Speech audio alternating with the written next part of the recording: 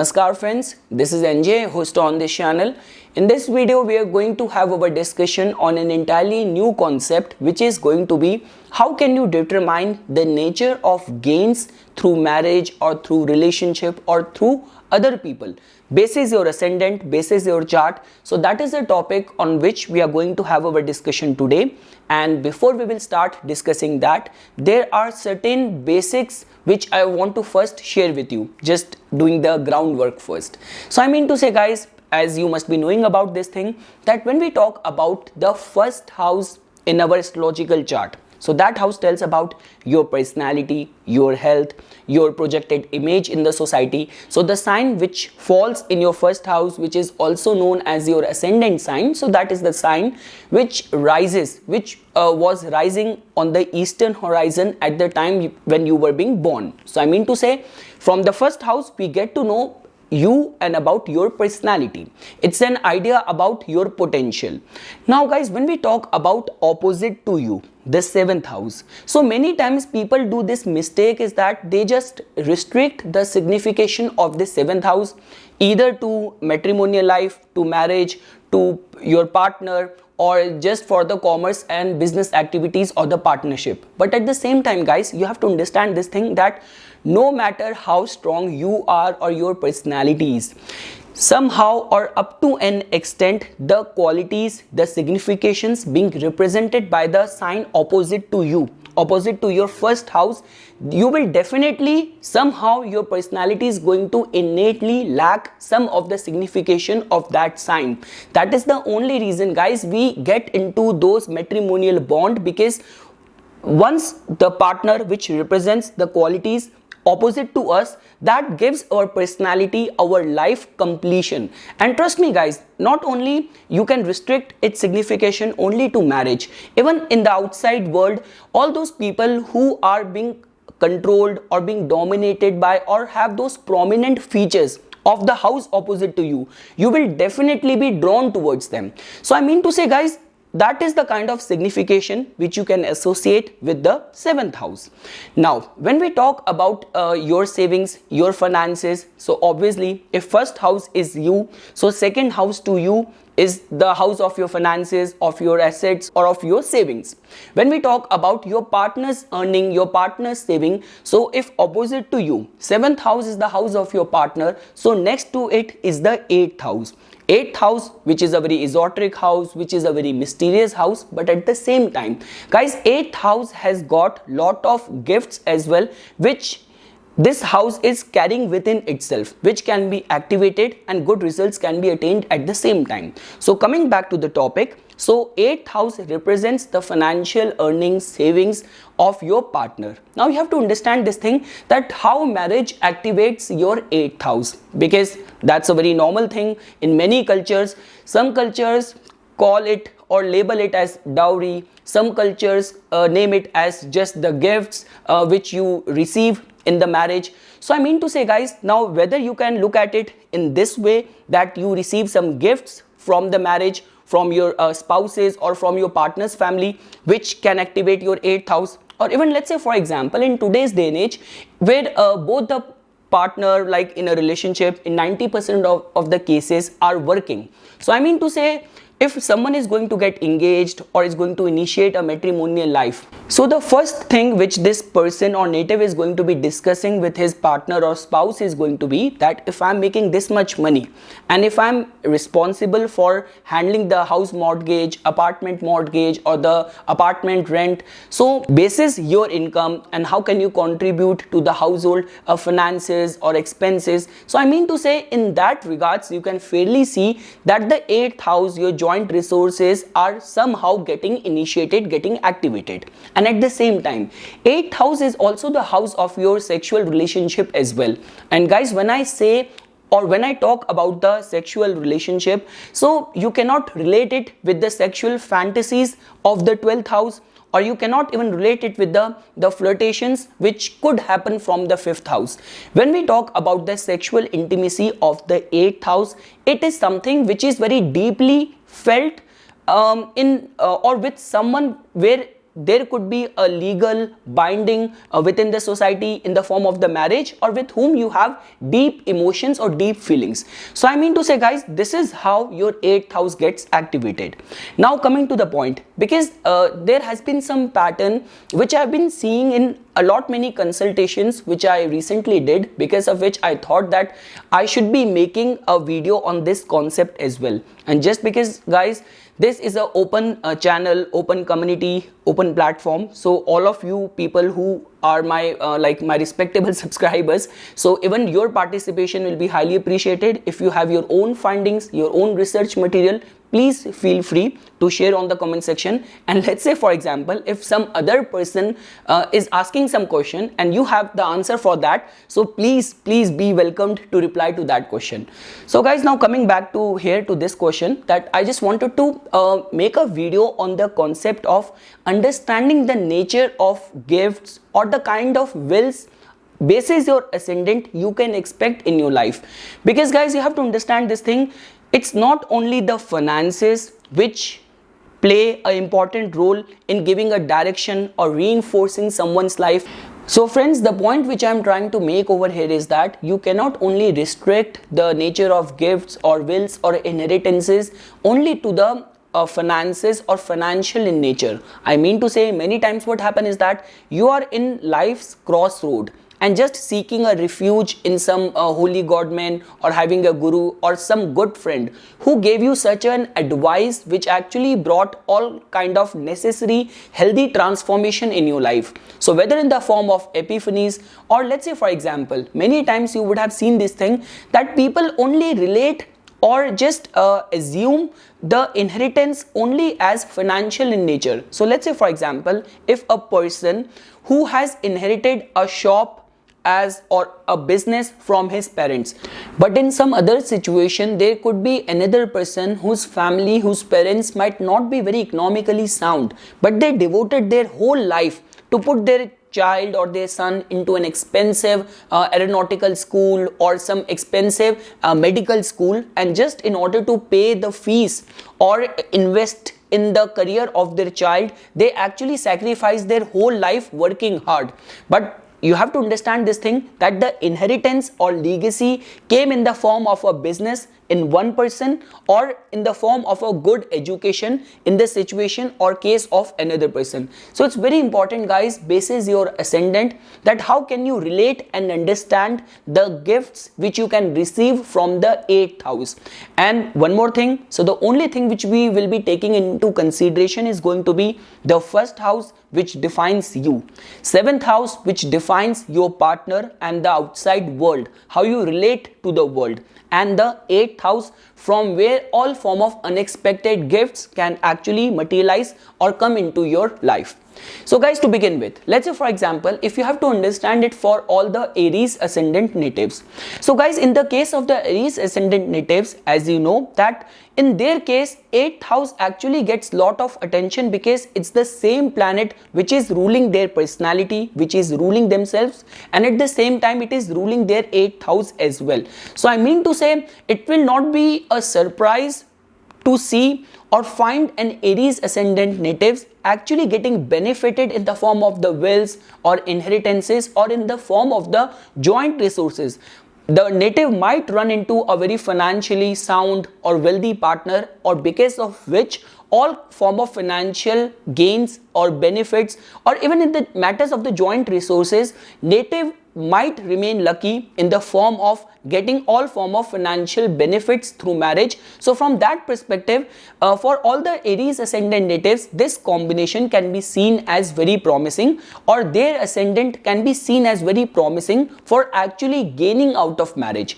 The only thing is that with the financial prospects, when we talk about the physical intimacy as well, so I don't know, I have not made a video on this topic of intimacy or physical intimacy, but at the same time, because Mars rules your first house, which defines you, your personality, your physical constitution. And at the same time, the same planet is ruling the 8th house of sexual bonding and connection as well. So within the marriage, sexual intimacy actually plays a very important role for all the Aries ascendant natives. So friends, right now we do not know where Mars is going to be placed in your chart, where Venus is going to be placed in your chart. On the basis of the empty houses, we are just trying to understand the nature of gains which marriage can actually materialize in your life. Moving ahead friends, if you want to understand it for all the Taurus ascendant natives. So guys, in the Taurus ascendant natives case, the good part here is that in their 8th house, you will find a very optimistic sign which is going to be in the form of the Sagittarius sign. So just because opposite to them comes the energy of a very tumultuous Martian energy, which is the Scorpio. So I mean to say, no matter how much intense their partner is going to be, but at the same time, marriage definitely have this capacity to give them good right piece of advices, and at the same time push them in the right, positive, healthy, encouraging direction in the life. So that is how you can see energies reverberating in the case of all the Taurus ascendant natives. Like the way guys, I already said this thing in the beginning only, that when we talk about some life changing advices or the divine guidance in a very esoteric way coming in front of you, so it's not only the finances or liquid cash or money only which matters. Sometimes one piece of advice holds the power to actually change the course or direction of your life, so which actually can materialize, come into your life. So the only one thing which I want to advise for all the Taurus ascendant natives is that do pay heed to the advices which you can receive or which you will receive from your partner, or whether from your in-laws or your joint family as well. Moving ahead friends, now if you have to understand the case of the Gemini ascendant natives. So guys, in the case of the Gemini ascendant people, the problem is that, see, their ascendant is being ruled by the planet Mercury. In their second house, it's a energy of a sign where their ascendant lord doesn't feel itself comfortable, and at the same time even the another house of finances, which is the 11th house, so there if you will see, you will find the Martian energy, which is not very healthy and conducive energy for the planet Mercury. And even in the 7th house, where you will see the presence of the Jupiterian Sagittarius sign, but the 7th house lord in itself goes to debilitation in the 8th house. So because of which it is very important and very advisable for all the Gemini ascendant natives that how much attention they are giving to their joint resources. So at the time of getting into any matrimonial alliance, it is very important for these natives to give very eye for detail attitude while allocation of their joint resources. So that is one thing guys which I want to tell you, basis your ascendant. Now moving ahead, let's say for example if you want to understand it for all the Cancer ascendant natives. So guys, in the case of the Cancer ascendant natives, the good part here is that the same planet like Saturn not only rules your 7th house, but at the same time it rules your 8th house as well. So I mean to say, it will be very advisable and important for all the Cancer ascendant natives to actually rely on their partner, because their partner is definitely going to have this capacity to handle the matters of the finances or joint resources in a very efficient way, because the same planet is ruling their 7th house and the 8th house, and some kind of financial gain, some new insights, some wisdom can actually dawn upon their life after marriage. So from that perspective as well, Cancer ascendant natives can actually be seen as very fortunate in this regard. Moving ahead friends, for all the Leo ascendant natives, in their case, opposite to them, you're going to find the energies of the planet Saturn in the form of the Aquarius sign. And in the 8th house, you're going to find the Jupiterian energies in the form of the Pisces sign. So guys, see the way situation and things are turning out. I mean to say, at the time when we were discussing the Cancer ascendant, I said this thing that it is advisable for you to actually depend or rely on your partner the way your partner is going to manage the joint resources. But let's say for example, for all the Leo ascendant natives, it becomes very important for these people to keep the control of the joint resources in their hand, because if they will lose the grip on how things are being allocating. So there might be little bit of the there could be lackness, there could be some kind of errors which might happen, because when we talk about the Pisces sign, guys, that is the only reason the planet of discriminatory intelligence, Mercury, goes into debilitation in this sign, because this sign is all about being utopian, being bohemia, trusting everyone, just relying on one spirit. So these kind of way of looking at life is good if you are on a spiritual path. But let's say, for example, in this material world where you have to manage everything with good management, so the energy or the presence of the Piscean sign over here can actually create little bit of the vulnerability. So because of which, this is something which I want to advise you to keep your eyes open and manage your joint resources with eye for detail. Moving ahead, friends, if you want to understand it for all the Virgo ascendant natives, so guys, in the case of the Virgo ascendant natives, opposite to them you're going to find the energies of the Pisces sign. But when we talk about the matters of the 8th house, so here you're going to find the energies of the planet Mars in the form of the Aries sign. So guys, whenever we talk about the presence of the Martian sign over here, that can be seen as little bit volatile, little bit of the headstrong energy, because Mars not only rules your 8th house, but at the same time it also rules your 3rd house as well. So I mean to say, when we talk about the Virgo ascendant natives, just because their ascendant is being ruled by the planet Mercury, so Mercury, which in itself represents speculative interest as well. So definitely when we talk about that, their own efforts or the efforts of their partner or in the joint resources creating some opportunity, so from all of those perspectives, the Virgo ascendant natives can actually be seen as a bit lucky in the form of in their joint resources taking some steep turn or some steep development over there. So from that perspective, this placement can be seen as beneficial for all the Virgo ascendant natives.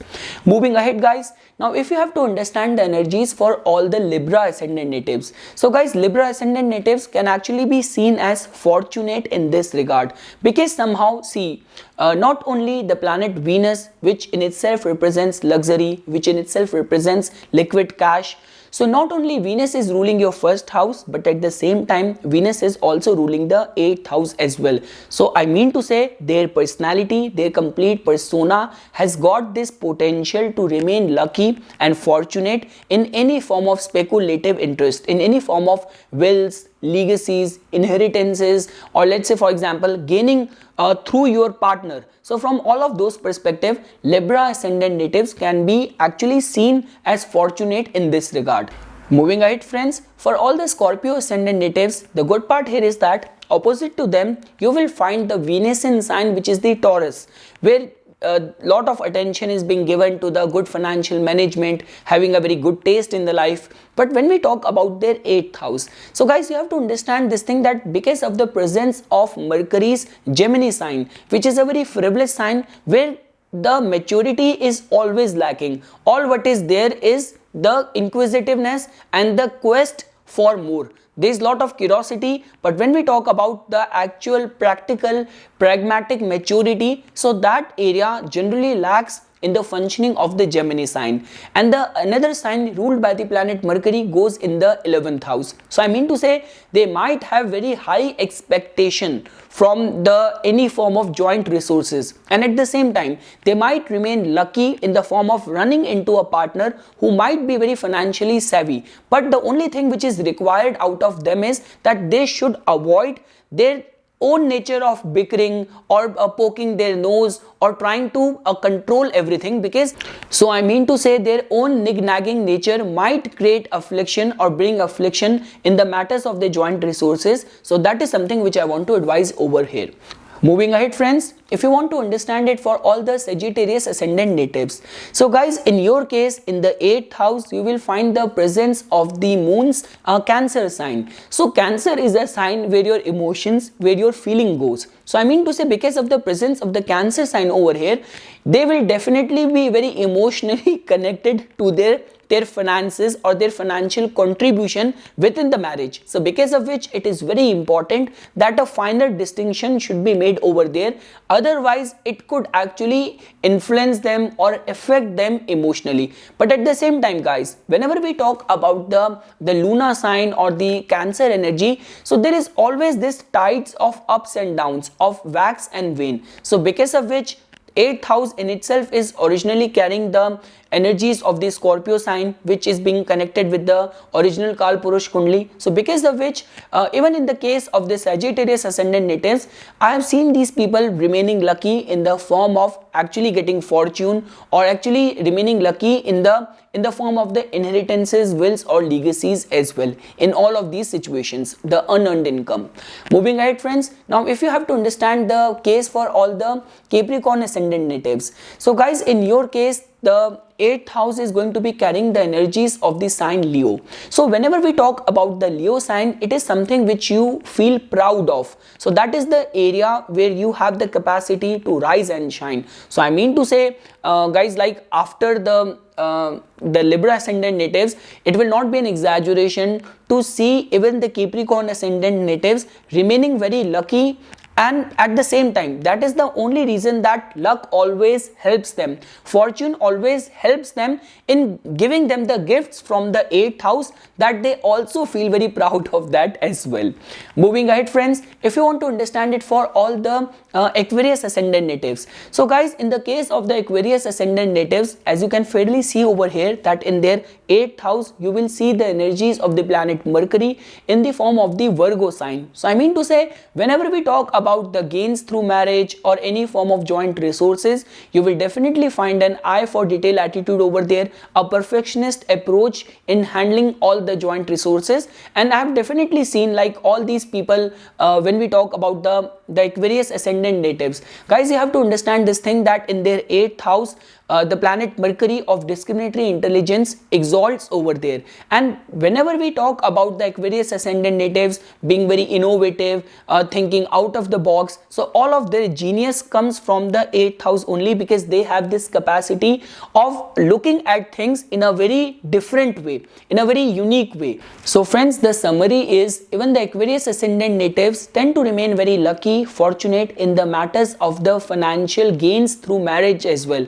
because not only the planet Mercury is ruling their 8th house, but at the same time it is ruling their 5th house of speculative investments as well.